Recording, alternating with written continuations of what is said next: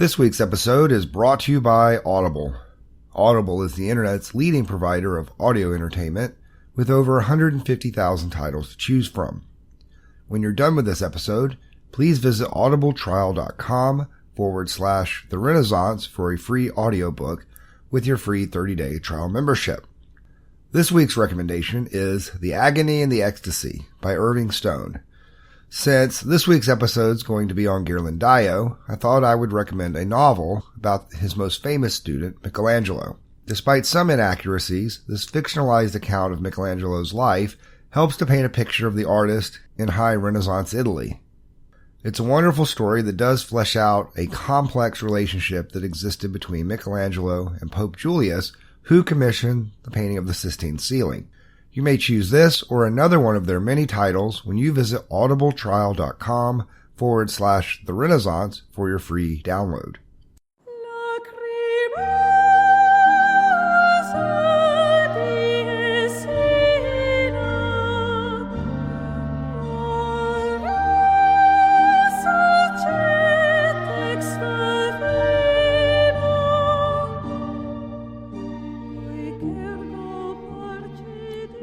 Hello, and welcome to The Renaissance, Episode 12, Ghirlandaio.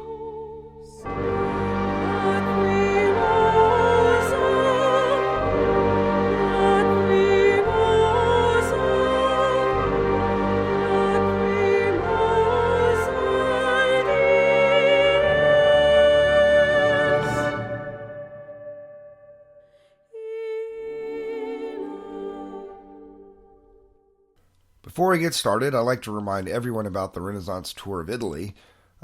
This is something you're probably going to hear me talk a lot about over the next several months, maybe even the next year. But it's a great opportunity for us to see many of the works we discuss in this podcast.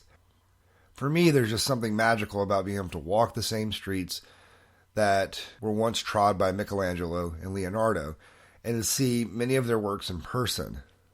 I hope you will consider joining me for this adventure in 2017. And don't forget, if you sign up before December 1st of this year, you will receive a $250 discount. To view the details of the trip, you will need the tour ID, which is DBYRD 2017. Just visit therenaissancepodcast.com and click on the Tours tab for more information. With that, let's jump into the life of Ghirlandaio. In the previous episode, we discussed Verrocchio and how Verrocchio's studio was this breeding ground for talent in the early High Renaissance. One of these students is Domenico Ghirlandaio, who was born sometime in 1449. According to Vasari, Ghirlandaio's father was a goldsmith, and he was first apprenticed to his father in the goldsmith's workshop. His father, Tommaso, was given the name Ghirlandaio because of the gold-embroidered headwear he invented and made famous. In fact, Ghirlandaio could be translated as garland maker. In his father's workshop, he would learn to draw, and this would lay the foundation for Ghirlandaio's career in the arts. It is said that while he was in the goldsmith's workshop, Ghirlandaio would draw portraits of those passing by. He did not seem to be drawn to the trade of the goldsmith, but rather to that of the painter. His father agreed and allowed him to apprentice with a painter.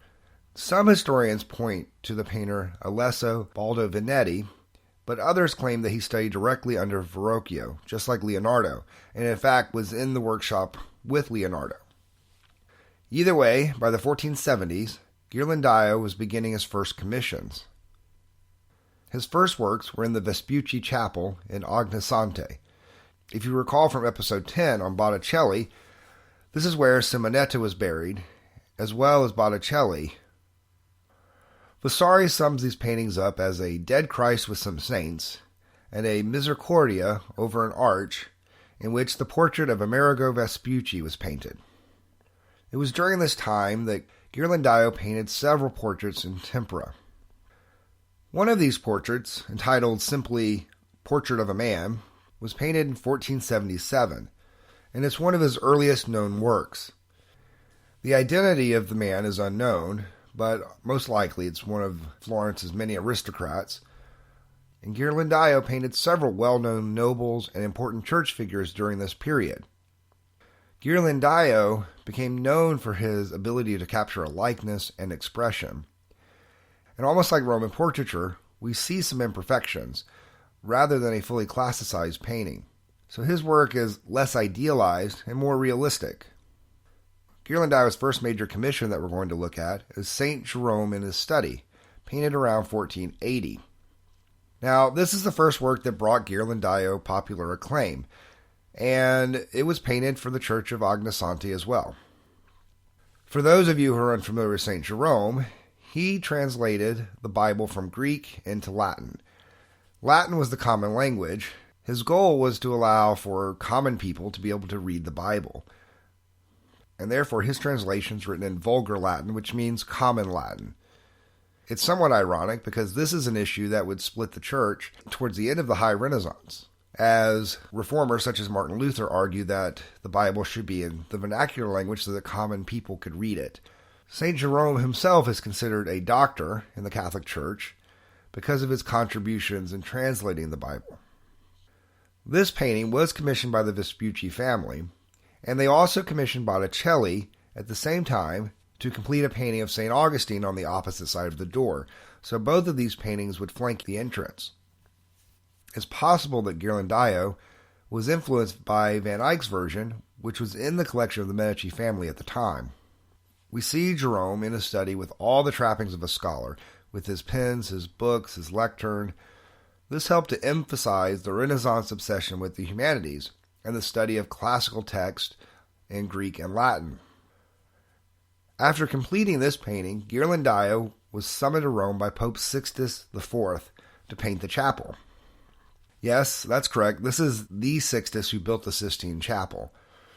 Again, here we see where Ghirlandaio is often overshadowed by his student Michelangelo, because Ghirlandaio's paintings still exist along the walls of the Sistine Chapel today. One of the first paintings completed in Rome during this time was the Calling of the Apostles within the Sistine Chapel. Many tourists who walk through the Sistine Chapel never notice the paintings on the walls because they are awestruck by the work of Michelangelo on the ceiling. But if you look all around you, you see the work of Michelangelo's master, Ghirlandaio, as he tells the story of Christ and his disciples, paralleling the story of Moses, which is painted across the chapel. This is meant to show continuity between the Old and New Testaments.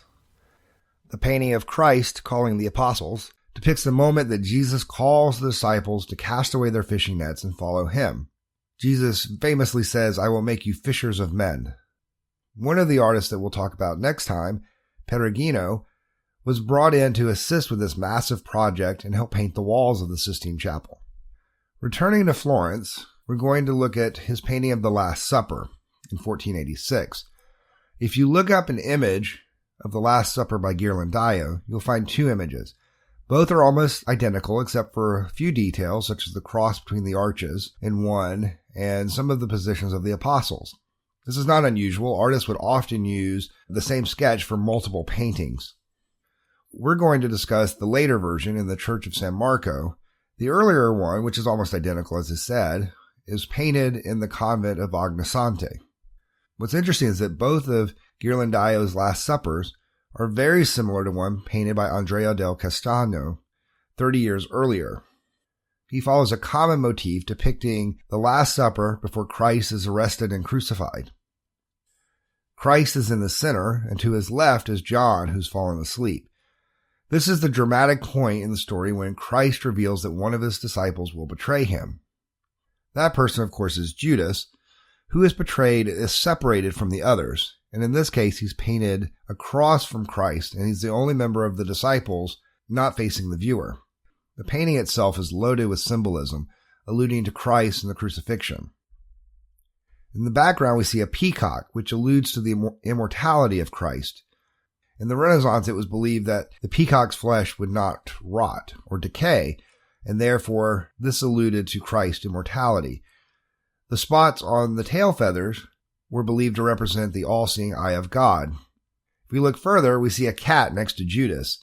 Now, the cat sometimes represents laziness or lust, but in this case, it probably means trickery or treachery. alluding to Judas's betrayal of Christ. In 1485, Ghirlandaio was commissioned to paint the main altar of Santa Maria Novella. We've discussed Santa Maria Novella quite a bit, and it's one of Florence's main churches, in addition to Santa Maria del Fiore. This, of course, is the one that's right next to the train station in Florence.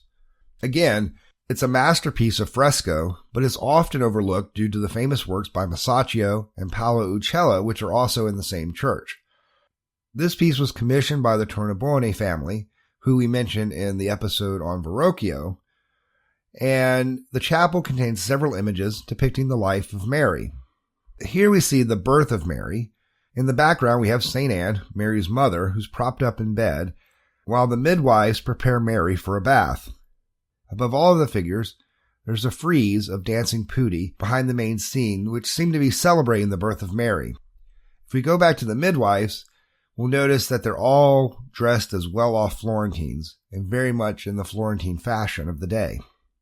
Shortly after completing that commission, he was again commissioned for another work in 1485, and this was for the altarpiece of Santa Trinita, or the Holy Trinity.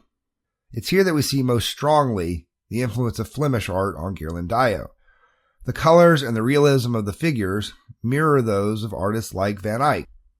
Also, the heavy symbolism is reminiscent of Northern European art of the day. In the background, we see two cities. The one to the left represents Rome, though a cathedral in the background looks very similar to Santa Maria del Fiore. Perhaps he's saying that Florence is the new Rome. The city to the far right symbolizes Jerusalem. There's even a reference to the death of Pompey the Great in the inscription on the sarcophagus, which reads, Inse cadens soli mo Pompei, Fulvius augur numen atque me contegit urna dabit. This is an allusion to the prophecy made by Fulvius when Pompey the Great laid siege to Jerusalem. The prophecy of Fulvius's prophecy predicted that from the destruction of the Temple of Jerusalem would arise a god that would be victorious over paganism. Again, this is alluding to the birth of Christ. The next fresco we will look at is part of a series within the same Church of the Holy Trinity, and depicts the moment that St. Francis meets Pope Honorius III to sanction Francis's holy order. If we look at the piece, we see that the church's arch acts as a triumphal arch over the entire scene, just like the Roman victories of old. Rather than taking place in Rome, however, Ghirlandaio paints the background as though it's taking place in Florence, with Florentine landmarks throughout. In the lower right corner, we see a portrait of Lorenzo de' Medici, as well as the sponsor of the chapel, Francesco Sassetti, and we also see Lorenzo's sons, Giuliano, Piero, and Giovanni, who would later become Pope Leo X. This is considered one of Ghirlandaio's greatest works. Ghirlandaio was a master painter and an expert in fresco. We know so little about him today, I think in part because of the greatness of Michelangelo, who overshadows his former master. Ironically, it is because of Ghirlandaio that Michelangelo was given the task of painting the Sistine ceiling in the first place. As a student of the greatest fresco painter of the day, it was assumed that he would be up to the task, even though he worked primarily as a sculptor. And despite Michelangelo's protest to the contrary, Pope Julius would constantly refer to the fact that he studied under Ghirlandaio. Of course, we know that Michelangelo's work has become a hallmark of the High Renaissance, and so it's understandable that this would overshadow anything that came prior. The next time you're in the Sistine Chapel, in addition to looking up, take a look around. There's a whole world of Renaissance art surrounding you, not just Michelangelo's ceiling. Ghirlandaio would die in 1494 of a fever and is buried in Santa Maria Novella. He was married with 6 children, one of whom became a painter. However, his family died out by the mid-17th century. Were it not for Ghirlandaio, we might not have Michelangelo's work today, for it was Ghirlandaio who sent Michelangelo to the Medici Palace to study sculpture. Some art historians have actually compared Ghirlandaio to Giotto as someone who innovated and really moved the art of fresco forward. So even though he was mostly forgotten by the general public and by art historians, His work occupies a unique place in the early High Renaissance, and all fresco painters after him owe a debt to Ghirlandaio. As we wrap up this program, I have a few programming notes moving forward and some interesting news. I'm currently working on a Christmas episode, which I plan to have out just before the holiday, explaining some of the traditions that we still have today and how they relate to the customs of the Renaissance. Also, for those of you who follow tech news, Google Play will be releasing podcasts very soon. So very shortly, you will be able to find the Renaissance podcast on Google Play as well as iTunes and Stitcher. I will let you know more details once they become available and when you can find the podcast on Google Play. For everyone in the States, I'd like to wish you a happy Thanksgiving, and I hope everyone has safe travels over the holiday. If you'd like to support the show, please remember you may do this by using the Amazon search bar in the lower right corner. A percentage of each purchase will go to the show and help keep us running. You may also make a donation through PayPal. There's a donate button located in the upper right corner where you may make a secure PayPal donation. No amount is too small, and we appreciate all donations.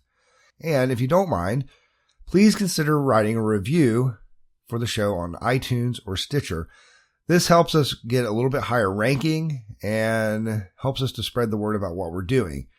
These reviews become very important in iTunes to help the show become more visible. Join us in 2 weeks as we explore another one of Verrocchio's students. This would be the mentor of Raphael, Perugino.